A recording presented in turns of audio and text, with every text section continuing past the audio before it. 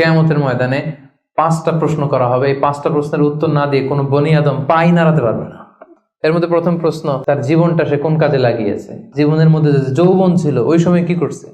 এবং যৌবনের ইবাদতকে আল্লাহ তাআলা খুব বেশি পছন্দ করে।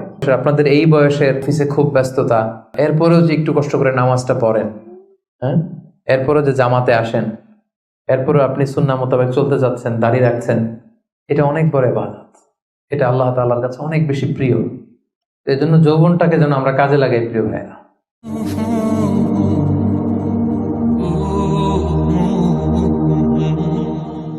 সাধারণত যুবক ধরা হয় কোন বয়স থেকে কোন বয়সে? লেটস সে 20 থেকে 40, তাই না? 20 থেকে 40, এই 20 বছরের সময়টা হচ্ছে একেবারে জীবনের সবচাইতে মাহেন্দ্র ক্ষণ। এত শক্তি, সম্ভাবনা, টকবগে যুবকদের মধ্যে আল্লাহ অনেক প্রাণ শক্তি দিয়েছে। এরা বিপ্লব ঘটায় ফেলতে পারে, এরা সময়ের গতি স্রোতকে পাল্টে দেয়, সাগরের স্রোতকে উল্টে দেয়, এরা বিপ্লব করে ফেলে, ইতিহাস রচনা করে, ঠিক কিনা? এই জন্য যৌবনের এই সময়টা, প্রিয় ভাইরা, অনেক দামি। এটা বেশি দিন থাকবে না। রং ধরা যৌবন জং ধরে নাই, শেষ। এ দেখতে দেখতে ছোট্ট কিশোর হয়ে পৃথিবীতে এসেছিলেন, শিশু ছিলেন, কিশোর, তারপর এখন যুবক। কিছুদিন পরে বিয়ে করে থাকলে দেখবেন যে আল্লাহ ঘরে মেহমান পাঠিয়ে দিলে বাবা হয়ে গেছেন। কিছুদিন পরে মেয়েটারে বিয়ে দিলে এরপর কি হয়ে যাবেন? শ্বশুর হয়ে যাবেন, এরপরে নানা হয়ে যাবেন, দাদা হয়ে যাবেন। এই তো জীবন। This is the circle of life. রং ধরা যৌবন জং ধরে শেষ। এটা থাকে না খুব বেশি দিন।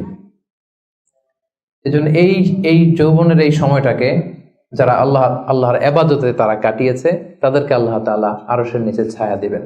নাশা ফি ইবাদাতিল্লাহ। এবং যৌবনের ইবাদতকে আল্লাহ তাআলা খুব বেশি পছন্দ করে। ইবাদতটা অনেক ব্রড সেন্সে যদি আপনি চিন্তা করেন, অনেকে মনে করে যে শুধু নামাজ পড়া, শুধু রোজা রাখা, শুধু জিকির করা, এটাই ইবাদত। আসলে ব্যাপারটা কিন্তু এমন নয়। মানব কল্যাণে আপনি যাই করেন, আল্লাহ তাআলার আদেশ পালনে আপনি যাই করেন, সবটাই ইবাদত, ঠিক কিনা? আপনি যদি রক্ত দেন, মুমূর্ষু রোগীকে বাঁচাতে রক্তের প্রয়োজন হয় না? আপনি যদি তাকে বাঁচাতে রক্ত দেন, এটাও ইবাদত। আপনি পরিবেশকে সুন্দর রাখার জন্য গাছ লাগালেন, এটাও ইবাদত। আপনি একজন মানুষ বিপদে পড়েছে, he doesn't know what to do, আপনি তাকে কনসালটেশন করলেন, কিছু সুন্দর পরামর্শ দিলেন, গাইড করলেন যে এইটা ভুল, এইভাবে করো। এই যে আপনি টাইম ব্যয় করলেন, কনসালটেশন দিলেন, এটা ইবাদত। অনেকে মনে করে যে শুধু তাসবিহ, জিকির, কোরআন তেলাওয়াত এগুলোই মনে হয় ইবাদত। না, যে পথেই আল্লাহর সন্তুষ্টি, যে কাজ করলে আল্লাহ তাআলা সন্তুষ্ট হন, এই সবগুলো কাজই কিন্তু ইবাদত। তাই যৌবনের এই মোক্ষম সময়টাতে আল্লাহ তাআলার ইবাদত করে আমাদেরকে কাটাতে হবে। আমা খালাকতুল জিন্না ওয়াল ইনসা ইল্লা লিয়াবুদুন। আমি মানব জাতি আর জিন জাতিকে কেবলই সৃষ্টি করেছি আমার ইবাদতের জন্য।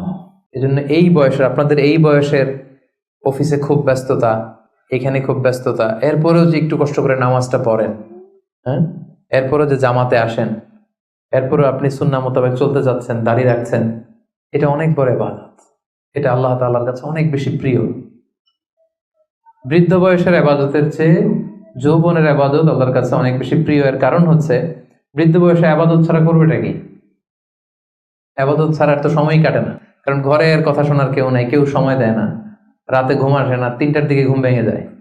বাংলাদেশের কথা যদি বলি, দেখবেন যে মুরব্বীরা 3টা-4টার পরে নাকি ওনাদের ঘুমিয়ে আসে না। তো অজু করে ইমাম সাহেবের 1 ঘন্টা আগে আসে মসজিদে ফজর পড়তে। ইমাম সাহেব দেরি করলো কেন, মুয়াজ্জিন দেরি করলো কেন, ওনারা এটা বলে। কারণ ওই যে ঘুম আসে না, কি করবে? তখন তার ইবাদত করা ছাড়া সময়ই কাটে না। ওই ইবাদত আল্লাহর কাছে ততটা প্রিয় নয় যতটা প্রিয় হচ্ছে একজন যুবকের ইবাদত, ঠিক কিনা? আপনি যৌবন কালে যদি আল্লাহ তাআলা দাসত্ব করতে পারেন, ইবাদত করতে পারেন, আপনার বার্ধক্যে উপনীত হওয়ার পরে ইবাদত করতে না পারলে আল্লাহ তাআলা ইবাদত দিয়ে আপনার আমলনামা পূর্ণ করে দিবে। পূর্ণ করে দেবে। আপনি ফজরের সময় উঠতে পারতেছেন না, কোমরে ব্যথা, ডায়াবেটিস ইত্যাদি ইত্যাদি, আল্লাহ বলবে যুবক অবস্থায় কি করেছিল ওটা দেখো, ওই সময় যা করছে ওইটা লিখে দাও। এই জন্য আল্লাহ রাসূল সাল্লাল্লাহু আলাইহি ওয়াসাল্লাম বলেছেন যে এই যৌবনটারে কাজে লাগাও। আল্লাহ রাসূল সাল্লাল্লাহু আলাইহি ওয়াসাল্লাম বলেছেন 5টা বিষয় আসার আগে 5টা জিনিসকে কাজে লাগাও। তার মধ্যে একটা হচ্ছে শাবাবাকা ক্বাবলা হারামিক, বার্ধক্য আসার আগে যৌবনকে কাজে লাগাও। সিহহাতাকা ক্বাবলা মারাদিক, অসুস্থতা আসার আগে সুস্থতাকে কাজে লাগাও। গিনাকা ক্বাবলা ফাকরিক, গরিব হয়ে যাওয়ার আগে তোমার ধনাঢ্যতাকে কাজে লাগাও।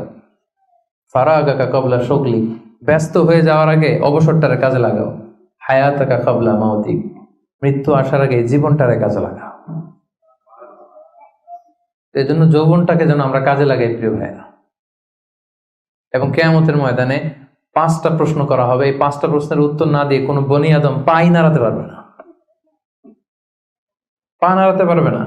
এর মধ্যে প্রথম প্রশ্ন, আন হায়াতিহি ফিমা আফনা,